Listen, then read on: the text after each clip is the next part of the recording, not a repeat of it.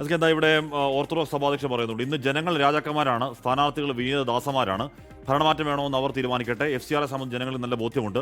ഇന്ന് ജനങ്ങൾ രാജാക്കന്മാരാണ്, അപ്പോൾ രാജാക്കന്മാർ ഇറങ്ങി വോട്ട് ചെയ്യണം, ആഞ്ഞു വോട്ട് ചെയ്യണം. എന്തോ തീരുമാനിച്ചുള്ള വോട്ടാണ്. LDF പറയുമ്പോൾ തുടർഭരണത്തിലുള്ള വോട്ടാണെന്ന് പറയും, UDF പറയുമ്പോൾ ഭരണമാറ്റത്തിലുള്ള വോട്ടാണ്. ഇപ്പോൾ നമ്മുടെ നടൻ കൃഷ്ണകുമാർ വോട്ട് ചെയ്യാൻ BJP നേതാവ് കൂടിയാണ് കൃഷ്ണകുമാർ. ഇപ്പോൾ അദ്ദേഹത്തിന് ഒരു സന്തോഷമുള്ളൊരു കാര്യം കൂടിയുണ്ട്, അദ്ദേഹത്തിന് 2 മക്കളും വോട്ട് ചെയ്യാൻ എത്തിയിട്ടുണ്ട്.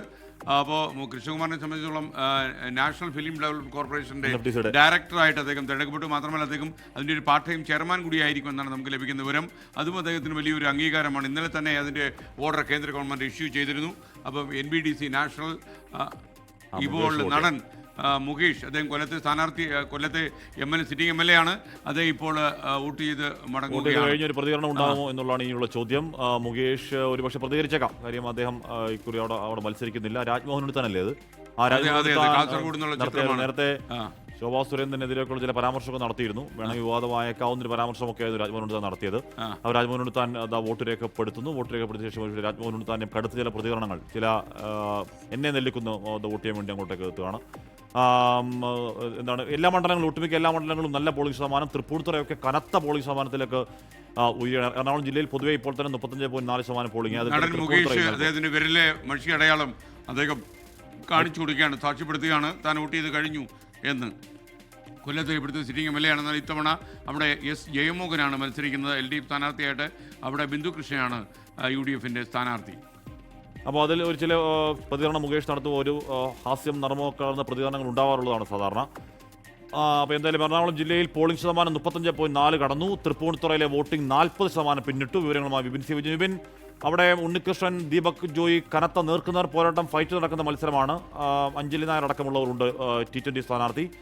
അപ്പോൾ തൃപ്പൂണിത്തുറയിലെ ആ പോളിംഗ് ശതമാന വർധനവിന്റെ കാരണം എന്താണ് വിപിൻ?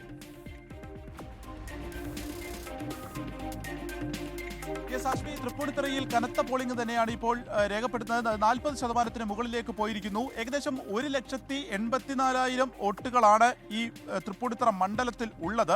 അത് കഴിഞ്ഞ പ്രാവശ്യത്തേക്കാൾ ഏകദേശം 30,000 വോട്ടിന്റെ വർധനവ് കാണിക്കുന്നുണ്ട്. കാരണം അപ്പോൾ ഒരു 74,000-ഓളം വോട്ടുകൾ ഇപ്പോൾ തന്നെ പോൾ ചെയ്യപ്പെട്ടു എന്നുള്ളത് നമുക്ക് ഈ ഒരു ഘട്ടത്തിൽ വിലയിരുത്താൻ കഴിയും. അതിൽ SIR ഒക്കെ ഒരു പ്രധാന ഘടകമായിരുന്നു. അപ്പോൾ അതിൽ രേഖപ്പെടുത്തിയതിന് ശേഷം ഇപ്പോൾ കൂടുതൽ ആളുകൾ വോട്ടിംഗ് ശതമാനം ഇനിയും ഉയരും എന്നുള്ളത് നമുക്ക് ഇപ്പോൾ പ്രതീക്ഷിക്കാൻ കഴിയും. ഒപ്പം തന്നെ വീറും വാശിയും നിറഞ്ഞ ഒരു തെരഞ്ഞെടുപ്പ് പ്രചാരണമായിരുന്നു. അത് ഇന്നത്തെ ഒരു പോളിംഗിനെയും ബാധിക്കുന്നുണ്ട്, അല്ലെങ്കിൽ പോളിംഗിനെയും അത് സാരമായി തന്നെ അത് ഏറ്റെടുത്തിട്ടുണ്ട് എന്നുള്ളതാണ് നമുക്ക് വോട്ടർമാരുടെ ഒരു നീണ്ട നിര കാണുമ്പോൾ മനസ്സിലാവുന്നത്. കാരണം തരക്കേടില്ലാത്ത പോളിംഗ് ശതമാനം എല്ലായിടത്തും, അതായത് എറണാകുളം മണ്ഡലത്തിലെ മിക്ക മണ്ഡലങ്ങളിലും കാണിക്കുന്നുണ്ട്. തൃപ്പൂണിത്തുറയിൽ അത് ഒരു 40% മുകളിലേക്ക് പോകുന്നു എന്ന് പറയുമ്പോൾ ആ ട്രെൻഡ്